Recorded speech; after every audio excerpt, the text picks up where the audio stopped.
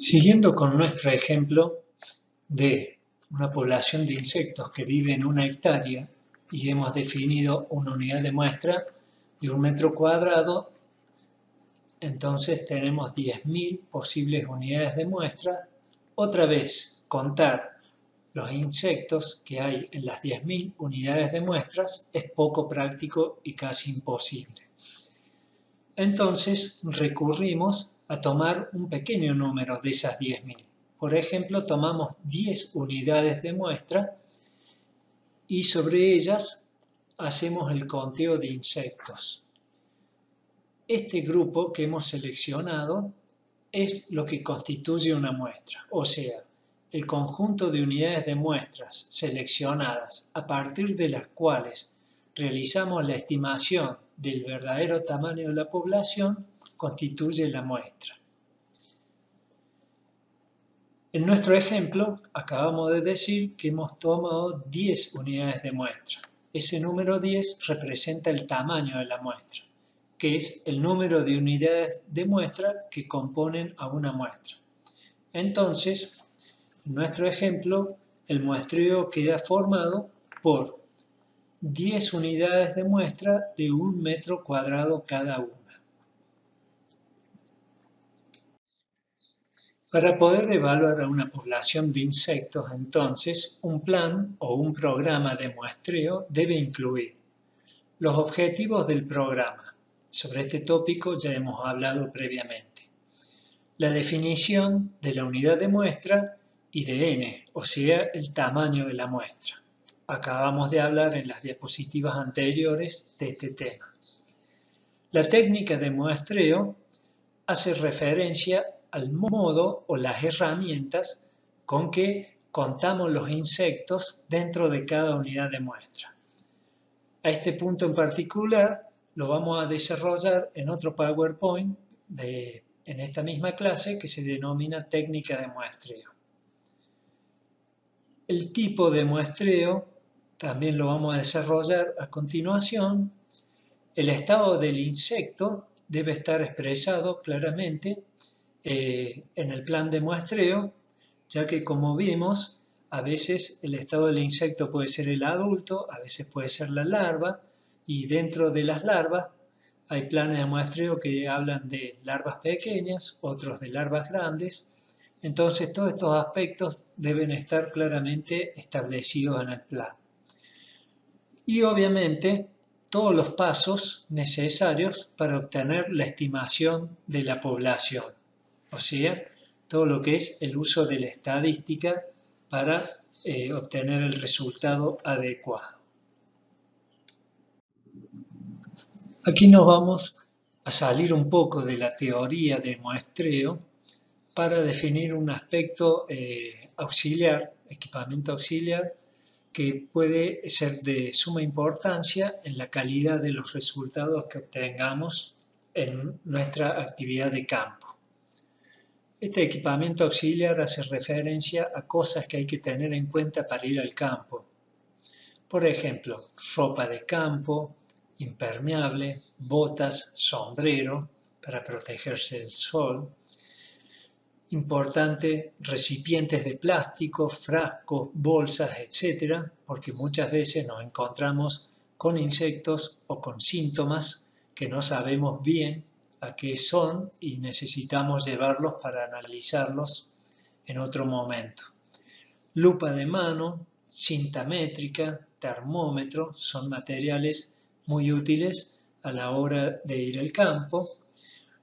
En rojo puse planilla de registro de datos o papel con columnas para registrar los datos, ya que este es un elemento muy importante.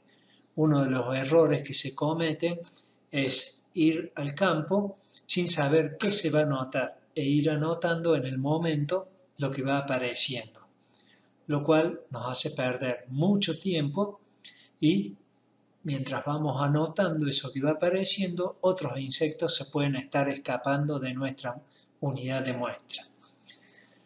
Palita de jardinería es muy útil porque a veces necesitamos ver qué hay en el suelo o escarbar en una planta para ver si las raíces están sanas. Cortaplumas es otro elemento muy útil. A veces necesitamos cortar un tallo para ver si hay algún insecto adentro. Y obviamente repelente de mosquitos que hace al confort de la tarea que vamos a realizar. Aquí tenemos un ejemplo de lo que es una planilla de registro de datos, que es útil llevar, no necesariamente esta, todo depende del cultivo y de los objetivos que tengamos, pero es útil llevarla porque nos guía en qué vamos a observar. Este caso es para cultivo de soja. Obviamente está la localidad, el lote, la fecha, la hora, etc. El espaciamiento entre surcos, también las condiciones en que está creciendo el cultivo, si es en sequía, si es en la humedad normal, demasiado húmedo, el estado fenológico del cultivo, etc. Acá podrán ver que están las orugas que queremos contar, columnas para las orugas, columnas para las chinches, columnas para otras plagas. También hay columnas para insectos benéficos. No están todos los que a mí me gustaría que estén como insectos benéficos, pero están en general unos cuantos. Entonces esto nos permite ordenar la observación e ir anotando de manera rápida en la planilla lo que observamos en cada unidad de muestra, que en este caso están ubicadas en las filas. Las estimaciones que obtenemos a través de un muestreo pueden ser de dos tipos: estimaciones absolutas y estimaciones relativas. Las estimaciones absolutas expresan el número de individuos por unidad de superficie. Esto es, número de insectos por metro cuadrado, número de insectos por hectárea. Las estimaciones absolutas son importantes en trabajos de investigación, pero debido a que son costosas de obtener, o sea, llevan mucho tiempo, en general son poco preferidas o poco empleadas para la toma de decisiones de manejo de plagas. El manejo de plagas, como ejemplo de insectos que se estiman mediante estimaciones absolutas, tenemos el muestreo de gusanos blancos en presiembra de cultivos como el trigo o el maíz, girasol, o también el muestreo de orugas cortadoras en presiembra de los cultivos estivales. Un tipo de estimación absoluta es el conocido como intensidad de población. Esto es el número de insectos por unidad de hábitat. Por ejemplo, número de insectos por planta. La intensidad de población es utilizada con mucha frecuencia en manejo de plagas, ya que está directamente relacionada con el daño que hacen los insectos a las plantas. Sobre todo, es útil cuando los umbrales de acción están expresados en términos de intensidad de población. Por ejemplo, para pulgones de trigo está expresado el umbral como número de pulgones por planta. Pulgones en alfalfa, el umbral está expresado como número de pulgones por tallo. Conociendo el número de unidades de hábitat que hay por unidad de superficie, este índice se transforma fácilmente en una estimación absoluta. Un estimador absoluto relacionado con el anterior es el llamado población básica. Es una estimación intermedia entre la estimación absoluta y la intensidad de población, ya que combina una unidad de hábitat con alguna unidad de medida. El ejemplo más fácil de entender o para ilustrar esta población básica es el que se utiliza en el cultivo de soja, donde tanto el umbral de acción como la unidad de muestra, cuando realizamos los muestreos, está hecha en la forma de población básica, que es el metro lineal de surco. Conociendo la distancia entre surcos, fácilmente se puede tener una estimación absoluta de la población de insectos que hay en ese lote. Las estimaciones relativas se diferencian de las absolutas en que no expresan la densidad de insectos en función de la superficie, sino que dependen de la técnica de muestreo. Esto es, si el método de muestreo es la red de arrastre, entonces la estimación relativa será número de insectos por golpe de red. En el caso de las trampas, es número de insectos por trampa por día. Muchas veces las trampas están puestas durante varios días antes de ser colectada y contados los insectos, y su número se divide por la cantidad de días que estuvo la trampa en el campo. Si bien las estimaciones relativas no nos brindan una información precisa acerca de la densidad de insectos por unidad de superficie, sí son muy útiles para comparar entre distintas poblaciones que están siendo evaluadas por la misma técnica de muestreo.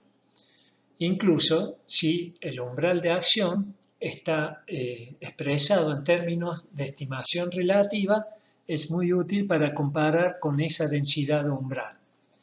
Como estas estimaciones relativas son poco costosas de obtener, o sea, llevan menos tiempo en comparación de las absolutas, son muy utilizadas en manejo de plagas.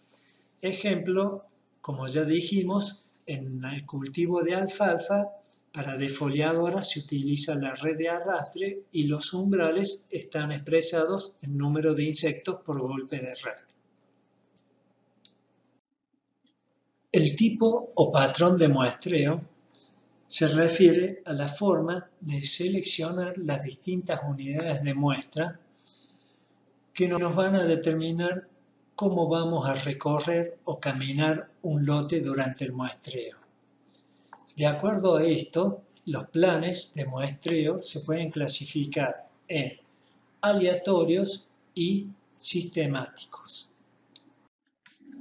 En el patrón de muestreo aleatorio o al azar, las distintas unidades de muestras son tomadas al azar, es decir, que cada unidad de muestra en el área de estudio tiene la misma posibilidad de ser elegida para conformar la muestra.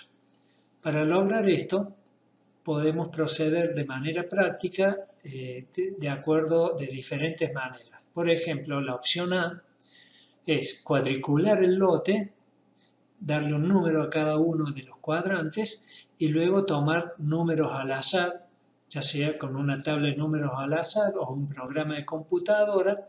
Luego se ordenan para poder recorrer el lote en el menor tiempo posible.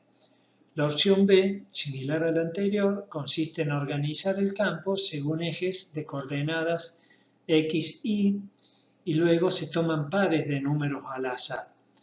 Previo de ir al lote, se los ordena para recorrerlo en el menor tiempo posible. El patrón de muestreo sistemático consiste en recorrer el lote siguiendo una ruta preestablecida. La forma de esa ruta depende de la forma y el tamaño del lote. Podría ser en M, en W, en diagonal, doble diagonal, etc. En esta ruta se ubican las distintas unidades de muestra que vamos a seleccionar a intervalos regulares de distancias. Por ejemplo, cada 100 metros se toma una unidad de muestra. Las muestras tomadas mediante un patrón sistemático se analizan luego como si se hubieran obtenido al azar, dando resultados satisfactorios. Esta forma de muestreo es importante sobre todo cuando hay que evaluar varios lotes, ya que requiere menos tiempo que un muestreo al azar. Otra de las ventajas del muestreo sistemático es que nos permite tener un panorama o una idea de la situación general del lote. Pero se corren riesgos de algunos errores que se cometan de manera sistemática. Depende del tipo de ruta seleccionada. Para evitar este tipo de errores hay que tratar de ubicar las unidades de muestra, o sea que nuestro recorrido comprenda la mayor parte del lote. y que si el lote tiene zonas bajas y zonas altas, nuestro recorrido incluya estas zonas. Otro aspecto a tener en cuenta para evitar errores sistemáticos es el tema de los bordes. Muchas plagas ingresan al cultivo por los bordes. Y si nosotros incluimos muestras en estos bordes, corremos el riesgo de sobreestimar la población total que hay en el lote. Por lo tanto, el consejo es normalmente descartar los primeros 5 metros del perímetro de los lotes, o sea, descartar los primeros 5 metros de bordura. Salvo que nuestro objetivo sea evaluar la plaga que está ingresando en el lote, entonces podemos hacer un muestreo diferenciado en la bordura y otro en el lote para tomar decisiones de manejo. Un ejemplo práctico donde se puede hacer esta división es en el caso de chinches en el cultivo de soja, ya que esta plaga primero ataca en los bordes y luego recién pasa hacia el centro del lote. Para terminar con el patrón de muestreo, podemos decir que la peor situación es no disponer un patrón de muestreo, ya sea al azar o sistemático, sino que ir a un lote y detenerse donde a uno le parezca.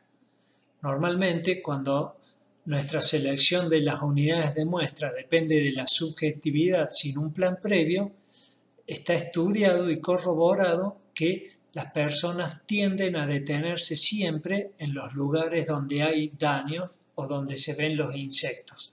Por lo tanto, cuando no disponemos de un plan, es seguro que vamos a estar sobreestimando la verdadera densidad de insectos y por lo tanto muchas veces incurrir en el error de controlar cuando en realidad no hacía falta un control.